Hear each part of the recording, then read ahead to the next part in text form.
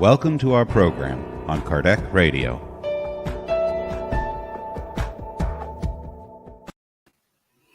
Hello, everybody.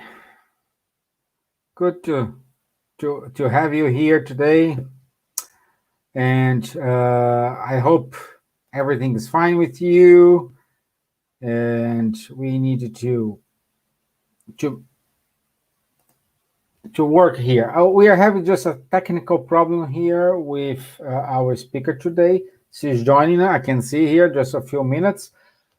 So let me see if we have.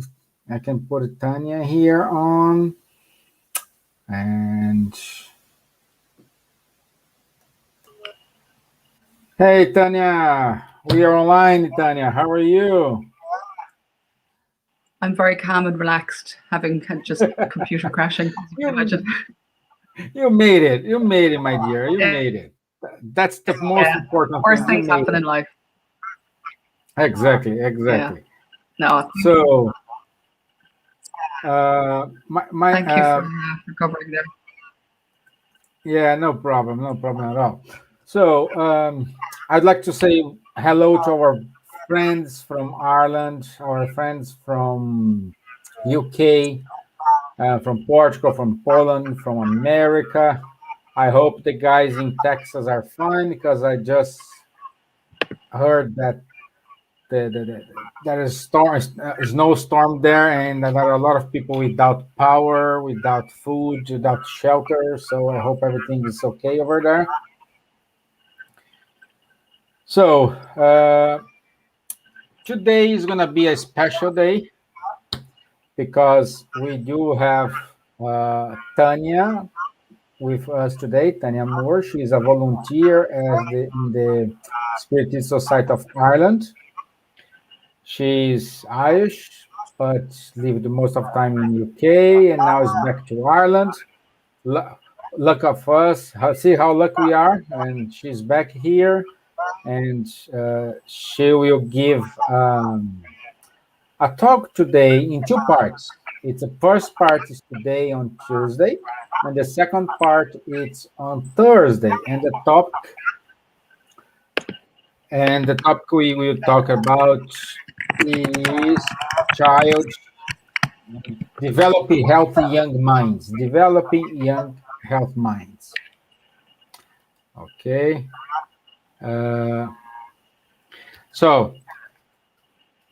And I would like to introduce yourself, just to people know more about you. Well, just to say hello, good evening to everybody. Appreciate your patience. Apologies for the technical difficulties, and hope that each one gleans something of value from the talk tonight. As I say, or as Stevan said, it'll probably be over a couple of nights, or it will definitely be over a couple of nights, because there's, I think, a rich seam of interesting material, or at least I should say I found it interesting, from a book called Silent Guides, written by Professor Peters, and is talking about how to help children develop healthy and happy minds for life, to develop a series of healthy habits that can lay the foundations for a stable, healthy mind. And as I read through the book, I realized how many parallels there were with Spiritist teachings and ideas that you see in Spiritist literature. So what I wanted to do is show the linkages between effectively modern psychology and the Spiritist teachings of the mid-late 19th and early mid-20th century, which are dovetailing, I think, very complementary. I will aim to be succinct. I would suggest that, the book itself has an awful lot more, obviously, than I'll be bringing out, but that I'll aim to clarify where I move from his ideas and his narrative into Spiritist ideas and my interpretation of them. And I genuinely hope that I don't confuse anyone with that, because I wouldn't want to, he doesn't speak about reincarnation. I'll speak about reincarnation and the influence of previous lifetimes of the spirit on the mind of a child and future adult. So yeah, so basically that's where we're at. I hope, as I say, that people get something positive from it. And if there are any questions, if I can answer them, I will. I'm not a psychologist and I'm not a parent. I'm interested in the development of the mind, and more I'm convinced developing that at the earlier stages of life lays the foundations for a happy life for the future. Great. And so apologies in advance to any parents who actually go through the reality of bringing up a kid and then hearing the ideal. These are the words of this man who I think has come up with some really wonderful insights, and that are all evidence-based. Obviously, the reality, the challenges are considerable, and I have immense admiration for those who do take on that role and are doing a fabulous job. Yes, yes. Good. Thank you very much, Tanya. And in order to start, let's do our initial prayer. So I would like to ask to everyone to sit comfortably if you can. If you want, if you're allowed to close your eyes, but raise up your thoughts towards our mentors, towards the mentors of the group, towards of the mentors who look after this program, and ask them to enlighten our dear guest today, Tanya,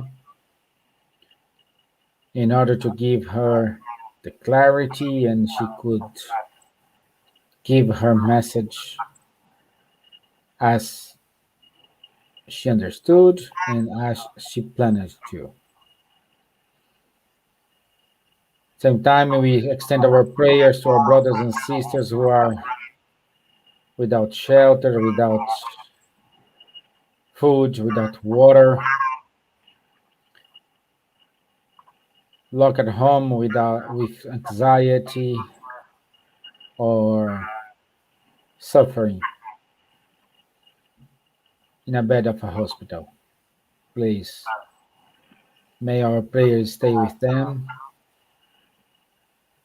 And today in special, our friends in Texas, please look after them. Thank you. Okay, my dear Tanya. So I will put up your deck here on the screen. Yeah, just let me know when I need to change slides. Yeah. Okay, thank you. Good luck, my dear. Thank you. So if you go to the second slide, please, Stevan, that would be great. So here we just see some thoughts from the spirit Emmanuel, who is the spirit guide of Chico Xavier, where he, in the book Thought and Life, which is an excellent, very short book that talks about developing positive mental habits. So there's a lot of parallels between the two books that I see. And he sees the mind as a mirror of life, and says, in the first chapter, he speaks about how in primitive beings, the mind is hidden underneath the dross of animal instincts. In the human soul, the mind is surrounded by illusions that assault the intellect. And in spirits who've perfected themselves, it becomes like a brilliant diamond reflecting divine glory. So we, at our spiritual level currently, are somewhere between those animal and angelic states. From a spiritist perspective, that's how we see ourselves, that we're on a journey of evolution. Our consciousness is awakening, and the hope is that we can accelerate our progress by learning how to improve our mental reflexes, how to improve our understanding of life. And the intention is that a wonderful way is to support children by passing on some of the ideas and insights that combine, as I hope, the best of current psychological research that is evidence-based and spiritist ideas where they overlap and complement each other, so as to learn to develop positive, healthy mental reflexes that in time will become innate, instinctive responses within the mind of the child and the future adult, so that we respond instinctively and more positively to the situations we find ourselves in the future.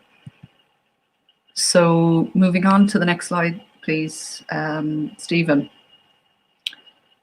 Here we see that the main book that I referenced tonight is The Silent Guides by Professor Steve Peters.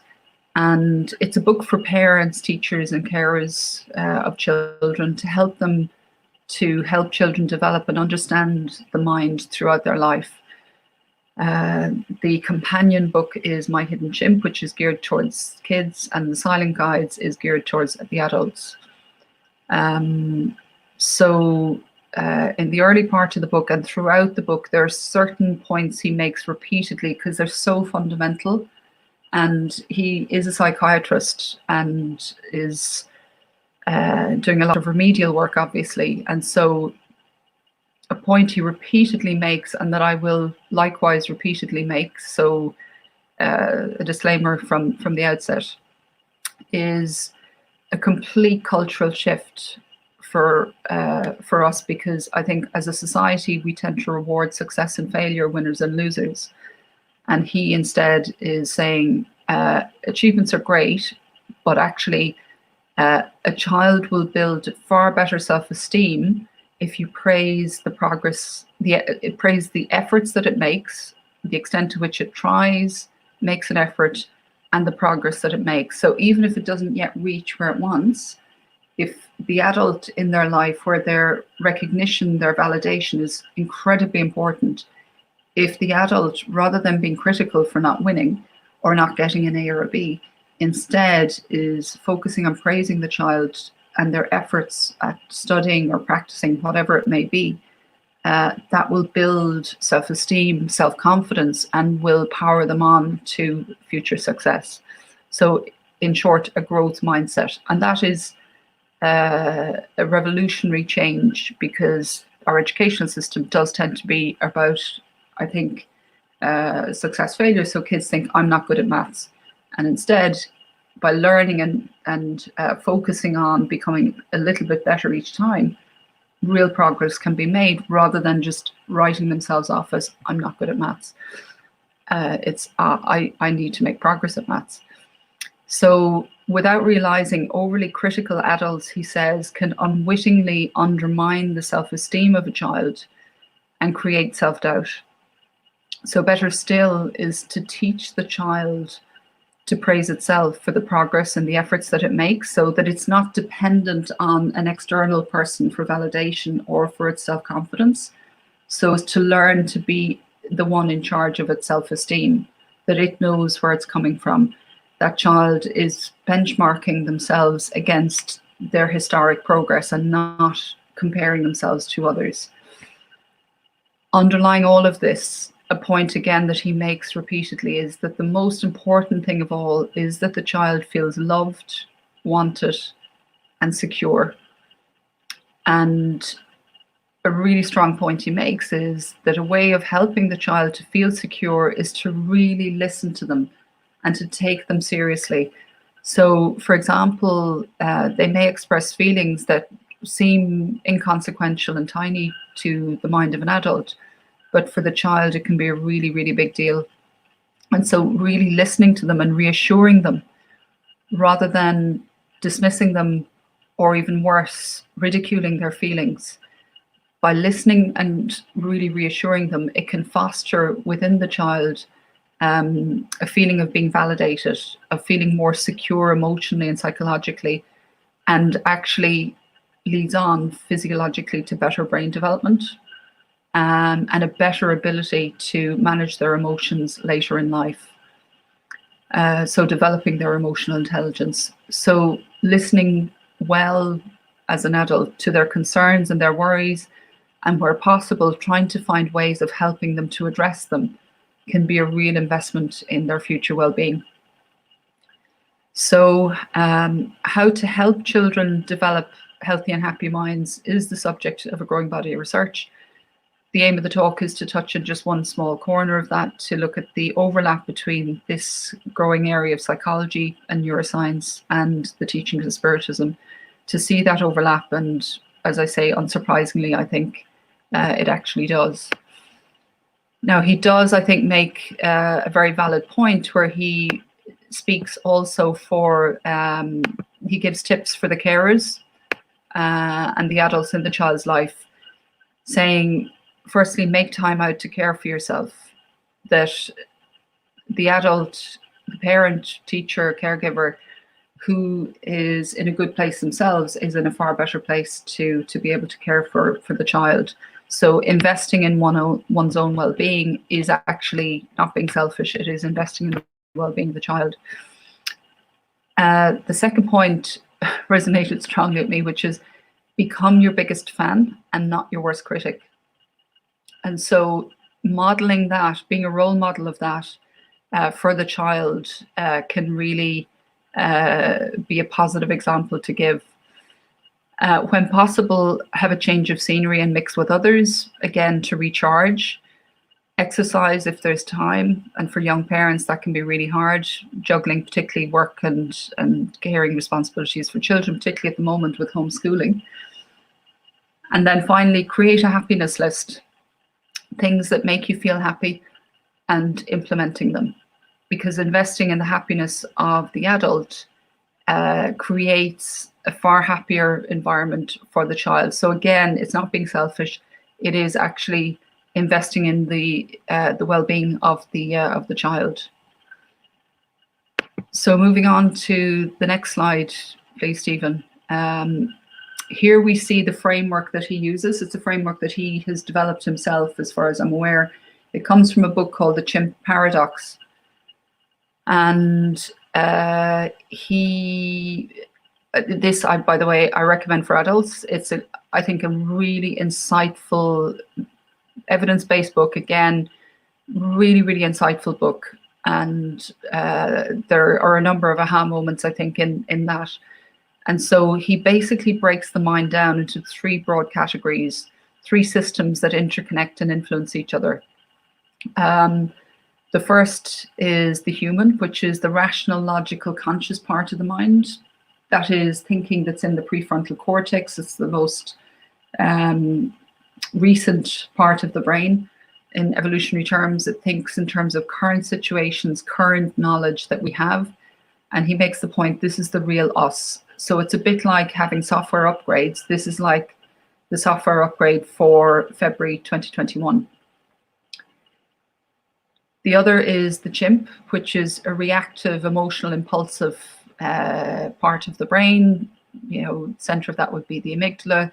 Rather than thinking things through, it tends to react really rapidly to situations and can and often does override and take control over the human. So it's like the unconscious, the inner child, and it operates to survive. It's instinctive. It reacts rapidly and powerfully, much, much more rapidly than the human. The third part is the computer, where it's like a store of memories, a memory bank that stores memories and beliefs that are there to remind the chimp and the human of previous experiences and knowledge. And just like a regular computer, it can be programmed to think and behave in certain ways. It's full of the learned behaviors and beliefs that come from our prior experiences, from our family, from our culture, and from a Spiritist perspective, I would argue that it would also include unconscious beliefs and reactions that we bring from previous lifetimes that maybe in today's world wouldn't necessarily always make sense. So Professor Peters says that the goal effectively is to tidy up and maintain the computer, to keep it in good working order, to keep the mind in good working order by, for example, updating our beliefs to the current reality, to our current evolutionary level, to help manage the mind in better and better ways. So he then breaks the computer down into basically being programmed with autopilots and gremlins. Autopilots are helpful, constructive beliefs and behaviors, and gremlins are the opposite. They're unhelpful and destructive. So the aim is learn to identify and become aware of the gremlins, the unconscious sabotaging thinking patterns and beliefs that we have, and replace them with a positive, constructive autopilot whenever is possible. And here there is a nighttime exercise that it reminded me of that's spoken about in the Gospel According to Spiritism by St. Augustine, which is a nighttime exercise to examine the mind and examine the conscience before going to sleep, to review the day that's just gone and to look back and see how it went, evaluate our behavior, to see if there's anything that we don't feel good about, don't feel comfortable with. Joanne de Angelis also speaks about this as well. And if there's something that we've done that we believe is wrong, can we change it? Can we fix it? And then decide to take action as soon as we can. If we can fix it, to make our peace with it and to view it as a valuable learning opportunity so that we ideally don't repeat it again. So to eliminate, I don't know if eliminate's the right word, but to address conflicts in the mind before they build up on an ongoing basis, and to process them so that we improve going forward. And to this, I would add from positive psychology is also to look back on the day and see what went well, to focus in on what did we do well, what did others do that we're grateful for, that we appreciate. And so to finish the day on a positive note by learning to train the mind to focus on what is good in us, what's good in others, what's good in life generally. And I'll touch on that later at the end of this. It'll actually be on Thursday night.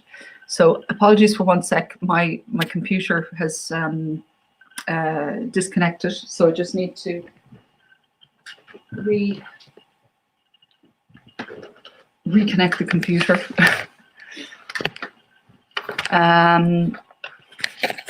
And so the conclusion is, ideally we want the human to be cleaning up the computer and loading in beliefs that are in line with our current understanding of life, because the mind can be full of beliefs and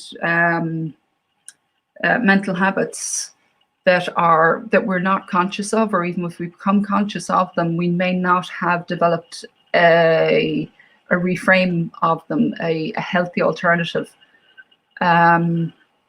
So updating our current understanding and instead downloading, installing belief systems that are healthy, that are rational.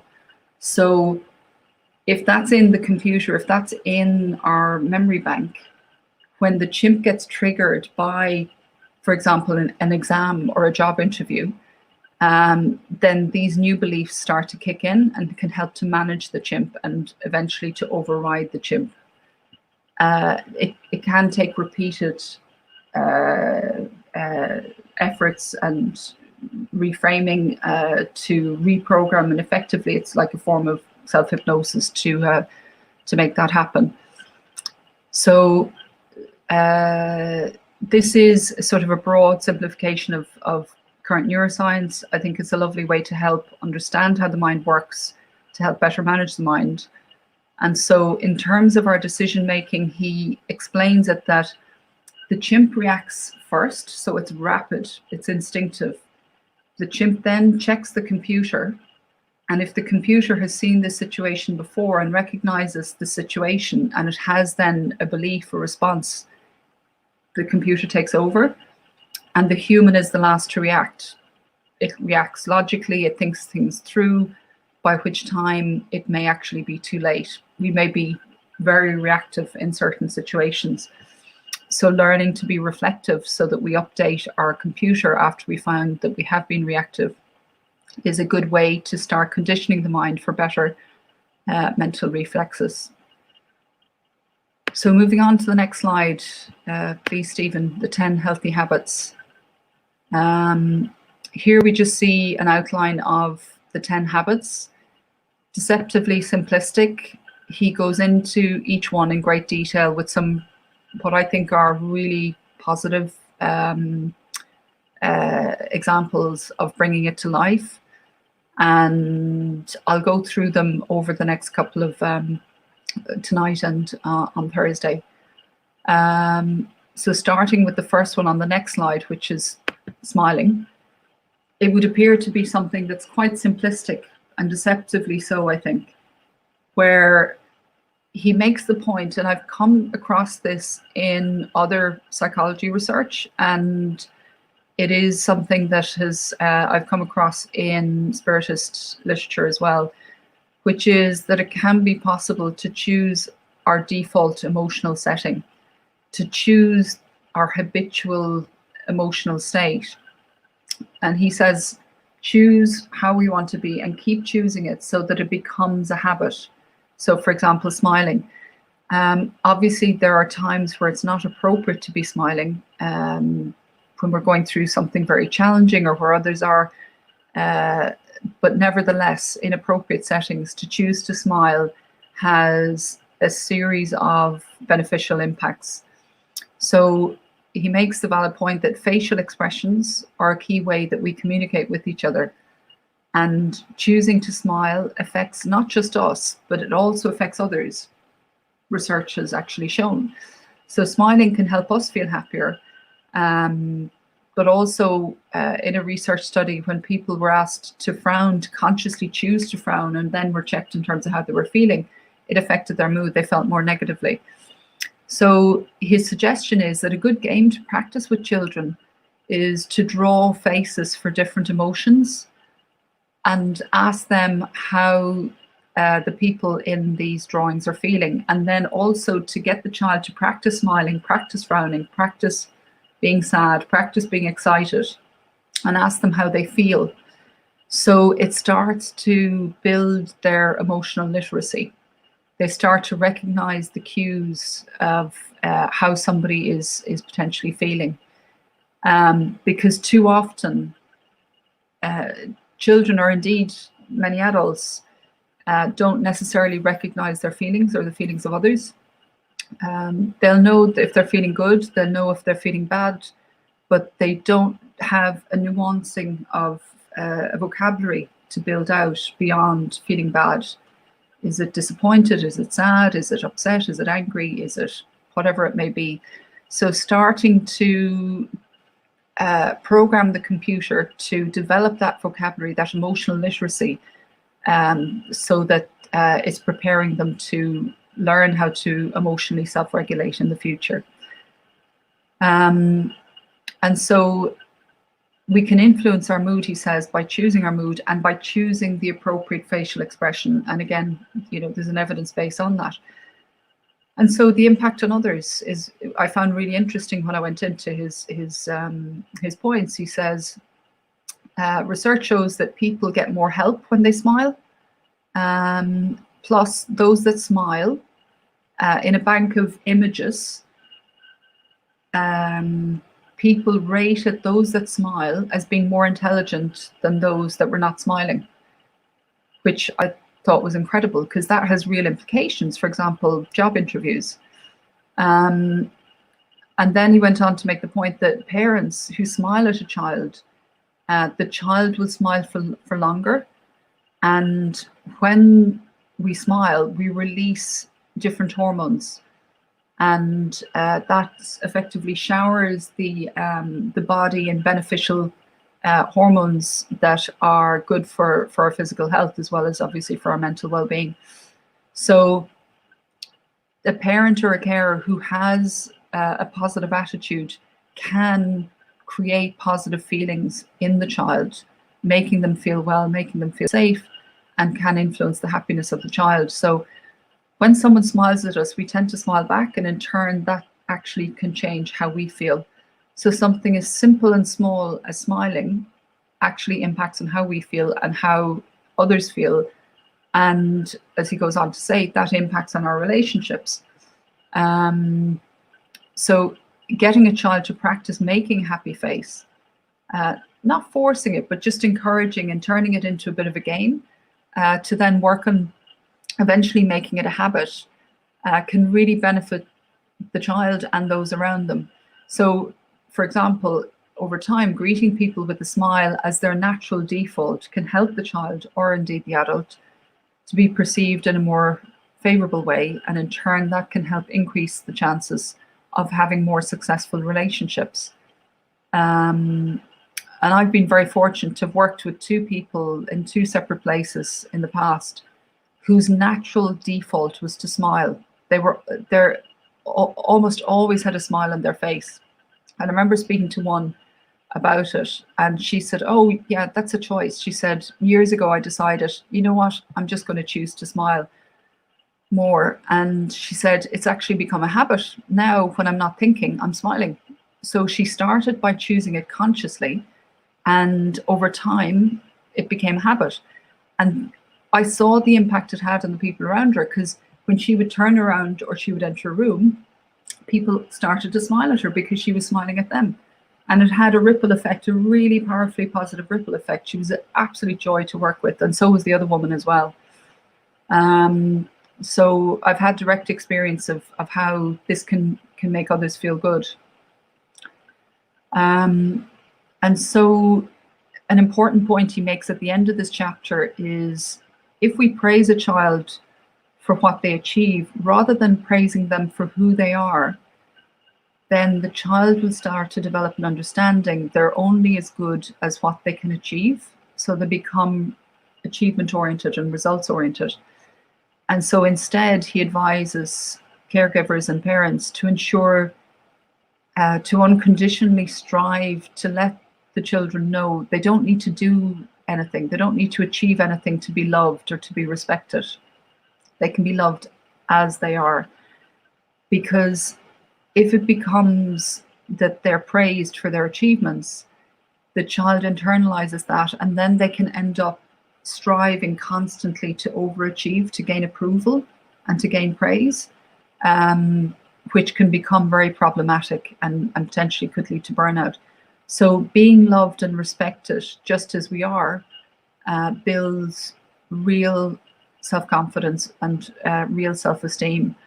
So another point that he does make is how important it is not to break promises that we make to children, because that can lead to them developing a negative outlook. So being consistent and building trust can really, really help with the psychological and emotional well-being of the child. And again, he makes the point of, do not dismiss the feelings of a child, even if it seems trivial, that it's so important to respect and listen to the feelings, and where possible to put their mind at rest to resolve any concerns or worries they have. So moving on to the next slide, Stevan, please. Habit 2 is saying sorry. He makes the point that when someone apologizes to us, that two things can happen. Firstly, the human will accept it in a rational way. That actually has a physiological response where tension that we hold in the body starts to fall, and also our blood pressure starts to fall. The chimp, however, needs time to process an apology, and sometimes they can continue to feel strong feelings long afterwards. And so the implications for the psychological and emotional education of a child is the adult needs to explain to the child that even after they say sorry to someone, if they've hurt them or made a mistake, they need to give that person time and space to calm down. Don't expect them to instantly go back to normal. So perhaps giving them some time and giving them some distance would be a good idea. And also teaching the child that in addition to saying they're sorry, to do something kind, doing a kind action to make it up to the person that they hurt is a good way of healing that hurt. And it helps the other person to believe more in the apology and to accept it more easily. And there's research on this. And there's an example there of Chico Xavier, who had an issue with a woman who she poisoned his dog. I think she killed his dog, and he was really, really hacked off, and understandably. And his spirit guide Emmanuel basically said to him that he was, I think he had words with the woman, and forgive me if I'm recounting this erroneously, but he wasn't necessarily sending the best vibes because he was understandably upset. He loved the dog. And when his spirit guide pointed it out to him, he realized that his thoughts and energies were affecting the woman. And so he wanted to make it up to her. And so he saved up, and God knows he wasn't earning much, but he saved up because she, I think, was a seamstress or interested in sewing. And he saved up for a period to be able to buy her a sewing machine. And apparently when he handed over as a gift to resolve and close the situation in a good way, that the energies between them completely transformed, that there was negative energetic currents going between them, and instead her joy and gratitude and the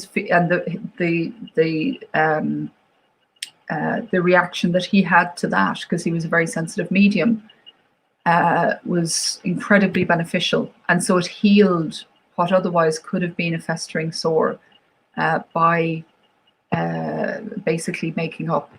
And in the Gospel according to Spiritism, in chapter 10, there's a section called Reconciliation with Your Adversaries, where the teachings advise that learning to make amends as soon as possible could potentially prevent serious issues later on, either in the existing lifetime or in subsequent lifetimes.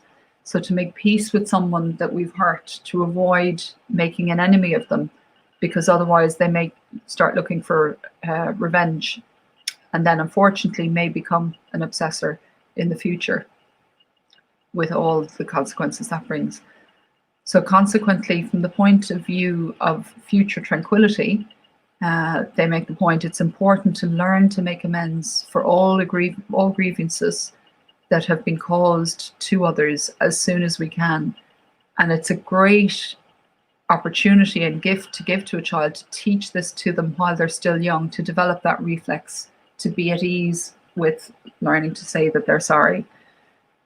So this is one element of humility, which is clearly a quality that repeats in all spiritual traditions and is very much highlighted within Spiritism as being a key spiritual quality to develop. When we're proud, we don't like to admit that we've made a mistake, and many of us can fall into that category at varying times. So saying sorry can move the spirit of the child or the adult onto a higher wavelength and connect them to better streams, get them closer to their spirit guides, and free them psychologically, emotionally, and spiritually, if the apology is done genuinely. Ask the child, when they're preparing for an apology, what could they do to put things right, to help them learn to generate ideas? So rather than wasting time and energy feeling guilty, as soon as they realize they were wrong, the immediate focus becomes on action. How can I fix it? Which would be of great benefit to mediumship for those that have it, as it would prevent a spiritual opening from occurring. Guilt is something that needs to be dealt with as soon as it arises. Listen to it, but then act so that it doesn't linger in the mind, because it's very unhealthy psychologically, emotionally, and spiritually. So the third part of this, in addition to saying sorry and doing a kind act, is for the child to learn to forgive themselves. If they've done something serious, they could end up getting stuck with guilty feelings. And again, it's important they learn that, to learn to protect themselves spiritually from going on to a lower wavelength where the mind can be influenced by less advanced spirits who may wish them harm if they've had issues with them in the past. So if they could learn this skill early in life and then later have that as an adult, they could learn to process things in a far healthier way. in Spiritism, we're told that doing a kind act, if we realize that we've made a mistake, doesn't have to be with the person that we hurt necessarily, because it may be somebody that we no longer see, or maybe somebody who doesn't want to talk to us, or it may be that it's somebody who's passed away. But when we try and or look to undo what we've done, where we realize we've made a mistake, we fix it as much for us as for the other person, so that our conscience can be at peace. So forgiving ourselves is enlightened self-interest, and it has actually been shown to reduce blood pressure, which is very important, obviously, for the health of the heart. So helping to train the mind of the child, or to program the computer so it becomes easy for them to say sorry, is helping prepare them for a healthier and happier future. So, Stevan, if you wouldn't mind moving on to the next slide. Here, there's just an outline of the structure of saying sorry. No, the slide before, sorry, structure of saying sorry. Yeah, sorry. The other point, sorry, that I wanted to bring out is the importance of helping the child to learn from the mistake. So firstly, saying sorry. Secondly, a kind act. Thirdly, forgiving oneself. And fourthly is learning from the situation so that we don't repeat it again. And so taking responsibility for the mistake through saying sorry, showing genuine remorse, for example, owning their mistake. And we can really see the difference in a politician, for example, who owns their mistakes, and those that try and wriggle their way out of it. Those who take responsibility, say, I know I did X, Y, Z. It makes it much more genuine and much more likely to be accepted. If they show remorse and say, I feel so sorry about whatever it is that I did, and then perhaps offering an explanation for why they did it, which can maybe help the other person understand where they were coming from, and that can perhaps help them to accept the apology more easily. So it's also, he highlights that it's good to acknowledge the feelings of the other person, asking them how they feel, acknowledging their feelings, and maybe how can you make amends? So, I know you're feeling angry with me because I forgot our anniversary. For example, remembering as well to check in with the child and ask them for ideas on how to fix it. Ideally, getting the child to learn to accept the need to give space and time to the other, and to use guilt as a chance to listen to our conscience, but not as something to hold on to let it go. It has a shelf life, and as soon as we realize and start to take action to fix it, to let go of guilt and turn into action. So habit 3, Stevan, please, being kind. Again, on this next slide, this is some altruism, being kind, however we want to term it, can be for different reasons. It can be for altruistic reasons, or people sometimes can be kind for selfish reasons. So altruism is when somebody does something good for another and there's no strings attached, there's no expectation of anything in return. Whereas being selfish is doing something kind, but with strings attached and very much expecting something in return, and that's not real kindness. So it's important to teach the child the difference so that they don't carry over bad habits into adulthood. So sometimes adults can give gifts with strings attached to try and control others or to control a situation, is a point he makes. So, for example, giving money as a gift and then trying to have a say on how it's spent is very controlling. So it's not really a gift. Helping someone and then letting them know that they owe you a favor, that's not kind, it's controlling. And that can actually do damage to relationships. It can cause resentment and harm and undermine relationships. So by contrast, when somebody is kind with genuinely no strings attached, it makes the other person usually feel very good, and it boosts as well the well-being of the person who's being kind, because when we're kind, we release the feel-good hormone, the love hormone oxytocin, into the body. And incidentally, research has shown that's actually very good for the heart. It's very healing for the heart. And he gives some lovely examples on this habit of being kind, being encouraging, which I thought was a lovely example. Being encouraging towards somebody is kind. Being considerate, being supportive is being kind. Really taking the time to listen to somebody, putting someone else first, appreciating what others do for us. So being grateful, not taking them for granted, but really appreciating them. Giving a gift, as mentioned, with no strings attached, is the one that I think, you know, most would identify with. Giving somebody a pleasant surprise.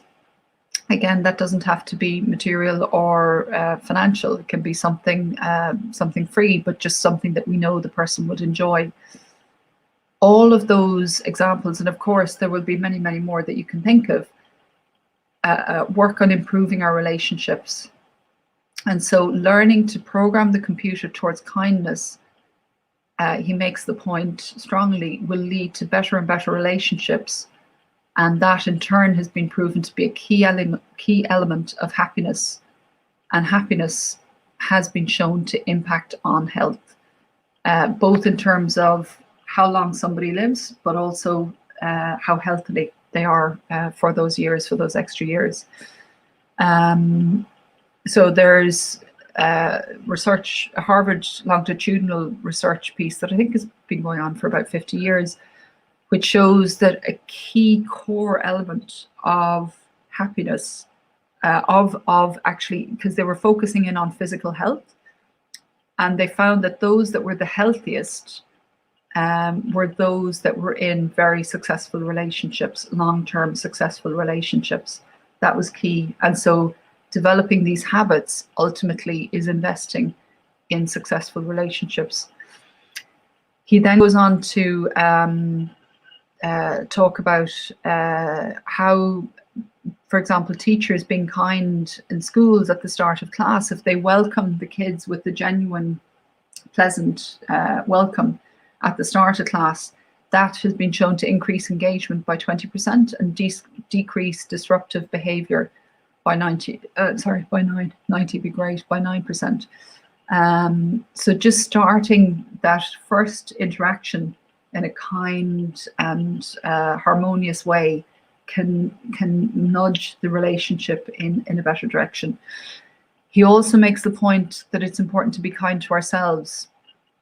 And a part of that, a big part of that, that will help our self-esteem is by praising ourselves for the things that we've done and praising ourselves for the values that we have, rather than being self-critical.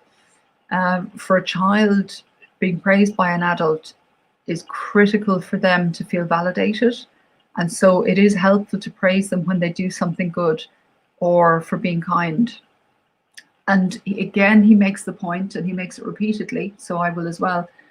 What will really help them is to learn how to praise themselves when they're kind, to reinforce their own self-esteem, to internalize that self-dialogue, that self-talk, and not depend on others for validation and recognition. It's lovely to get external recognition, but not necessary.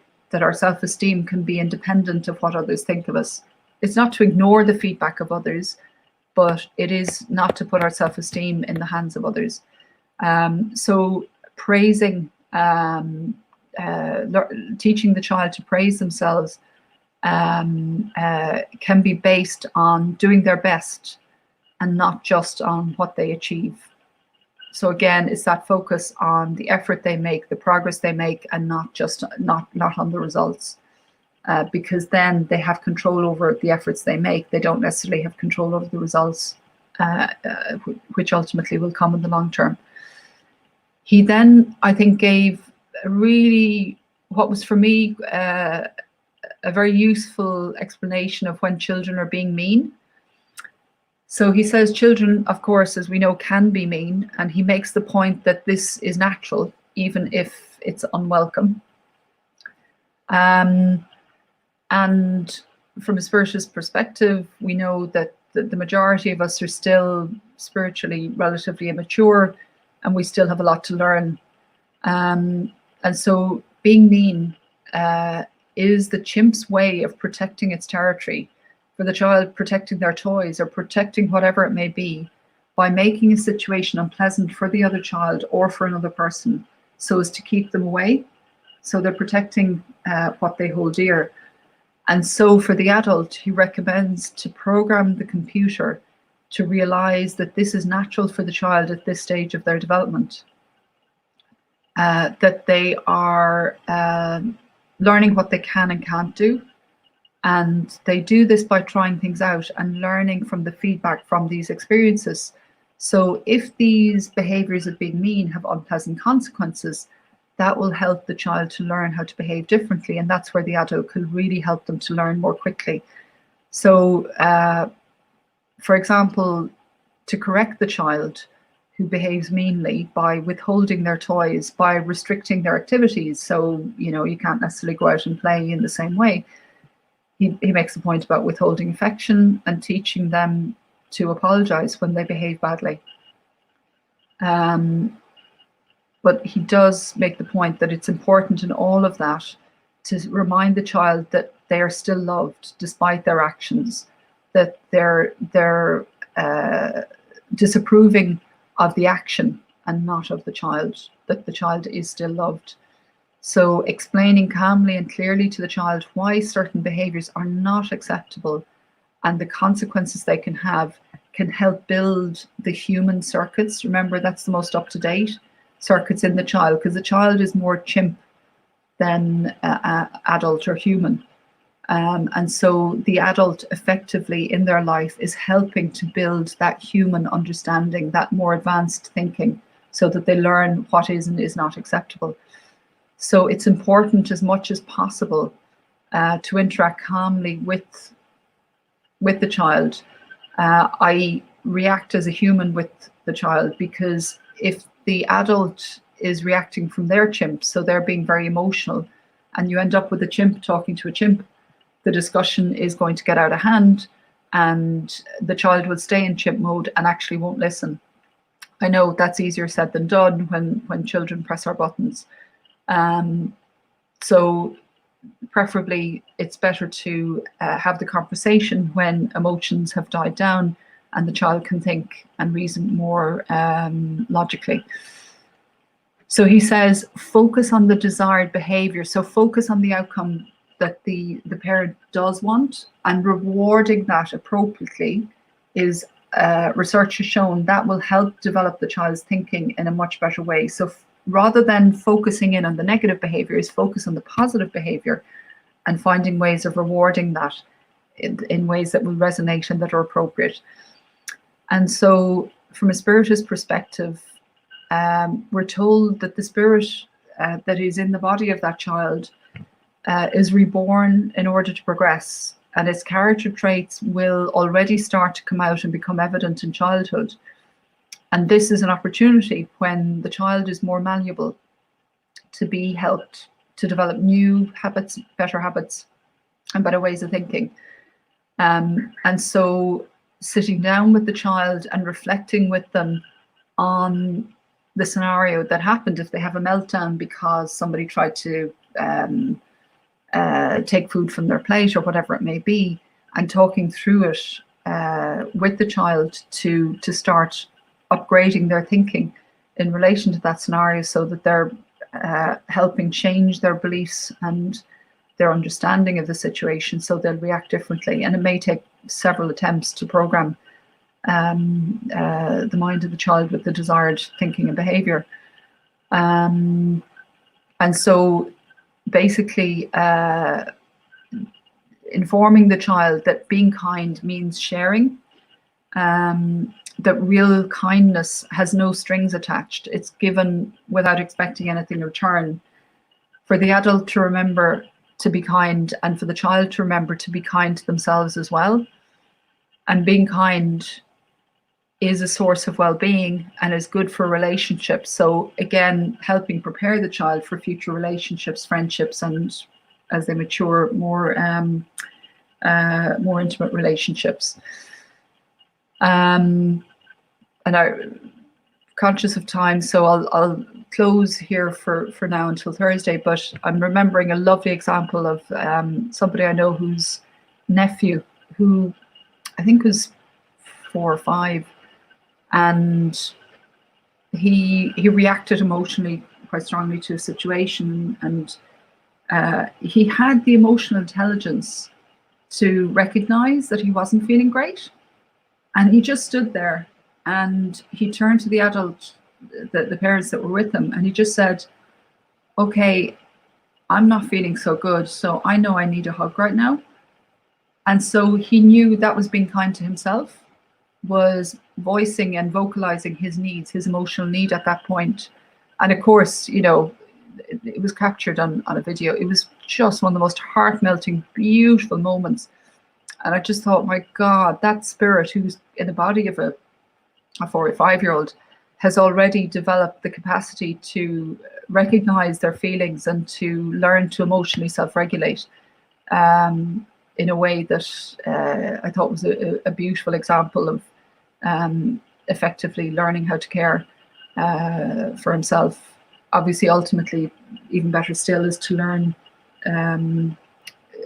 to be able to care without having to reach outside. But for a 4-year-old to know that he needed a hug and to be able to voice that, to recognize it and voice it and have that need met would be so positive for his emotional well-being. So anyway, conscious of time. So Stevan, thank you very much for running through the slides. No problem. Thank you. It's my pleasure. Well, it's a lot of things we need to review. How to behave with our child as a parent. Sometimes it's kind of tricky because it's most of the times we learn more from them than they learn from us. You know. And we have a comment here from Joe Rodriguez. He says, in fact, we still don't know how to communicate in a violent way. Many still believe that we must communicate in an incisive way to achieve something. Yeah. What do you think? I think, you know, we inherit what we have. So I like the analogy of the computer about the software upgrades. You know, at times it's annoying that you have to stop what you're doing and upgrade your software and turn everything off and back on and download the software. But I think it's a useful analogy. You know, if you think of anybody who's, you know, more than 20 who would have started with quite basic computing and then seen how it's evolved over time, you know, we're no different, that we're evolving our thinking. And so 100 years ago, or even 50 years ago, the communication styles or the ways of parenting were so different. A child is seen and not heard. So talk about not validating the feelings of the child. That, Yeah. you know, they're not even brought into the picture, let alone listened to. If we fast forward 100 years, I think it's so exciting to imagine what that could look like in a generation or two. There could be such an upgrade around the psychological and emotional education of a child, and hopefully spiritual as well, as science progresses there. And so it could accelerate, that we could see an accelerating improvement. So I hear you about, you know, nonviolent communication is not mainstream, Joe, but hopefully someday it will be. Great. You just sent a compliment here. Listen to this lecture. I believe that we must learn again how to communicate between us, human beings. It is not just between adults and children. And communicate with ourselves. So with each other and with ourselves, that internalizing that I love that where he talks about internalizing that self-talk, because then the adult will be in a better position to to be a role model. So yeah, this, and Professor Peters makes that point that this is a book that is geared towards, you know, caregivers of children, for the children, but actually it's as relevant for the adults, for themselves, towards our own inner child and our relationships with other adults, with each other. I agree 100%. So it's about the time. So I want to say thank you for you. Like many comments here. Kakai saying, I'm gonna save this talk for when I become a mom. Thanks so much, Tanya. You know, Can I say something there? And I have it on at the end of the next session. Is Maria Montessori, who started the Montessori approach. The Italian pedagogue. Yeah, so an amazing pioneer.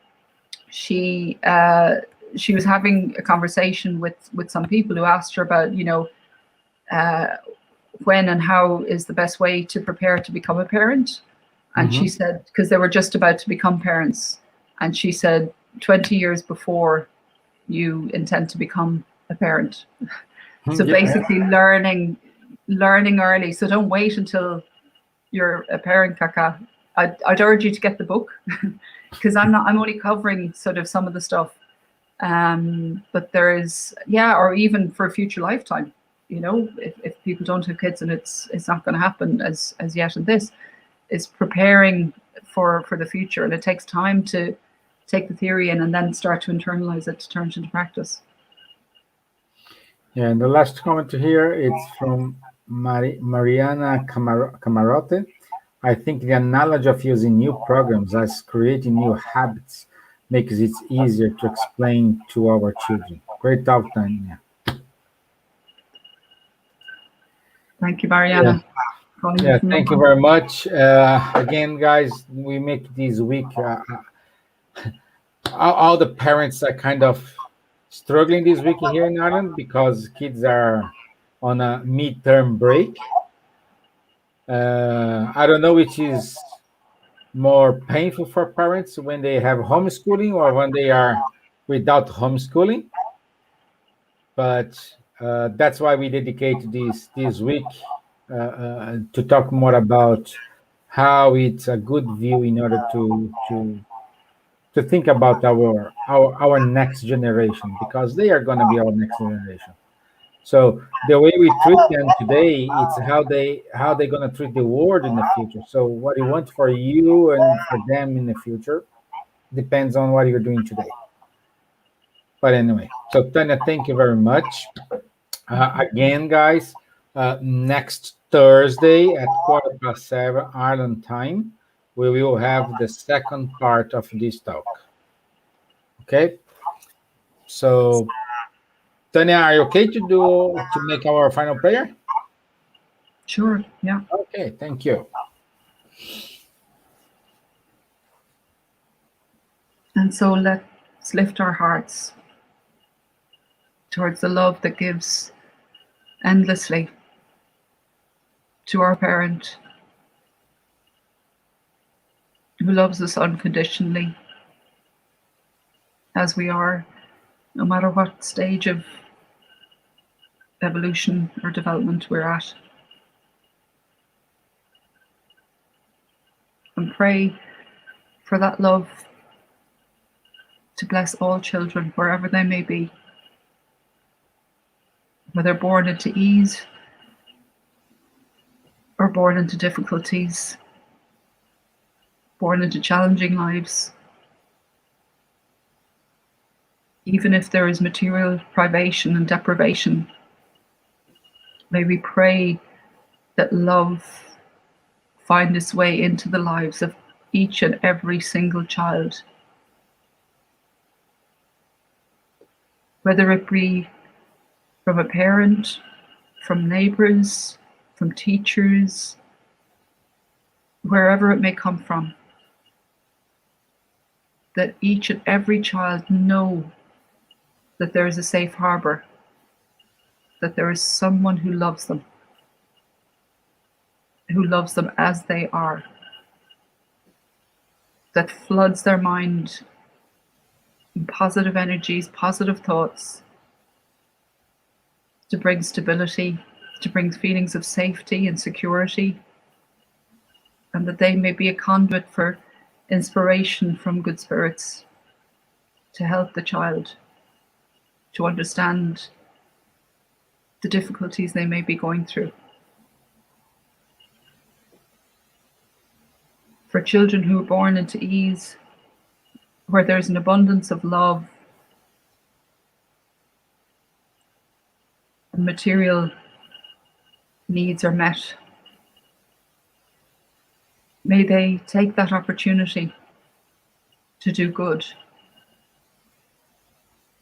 to learn and grow, to flourish and become productive, positive givers in society, to develop the good qualities, the potential within them. And may love protect the homes and families, inspiring parents, teachers, caregivers to be the best version of themselves they can be, to forgive themselves when they slip, to be reasonable with themselves and with others, to be kind to themselves so kindness can flow within the family, to appreciate the efforts that they're making and to commit to an ongoing education of themselves that will help them to become better and better parents,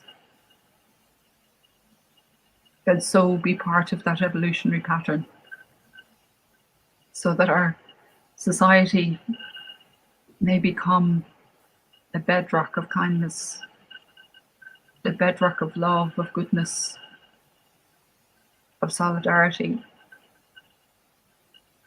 ultimately of love. Amen. Amen. Okay. Thank you, guys. Just reminding you, next Thursday as well at 9 p.m. we will have our third show, and we're going to talk about the Letters of Beyond with Elsa Rossi, Charles Kemp, and Nadia Jerseys and myself. So don't miss it. I'd like to say thank you, Tanya, for you. Thank you for BUSS, because we're broadcasting live on BUSS as well. So thank you, everyone who watched us from UK, from Ireland, from America, from Brazil, from Portugal. We have here from Poland, and there is one person here from Australia. So thank you very much. Thank you very much. And I wait for you next Thursday, 7:15 in Ireland time. Thank you. Have a nice evening. Bye Good night, bye. everyone.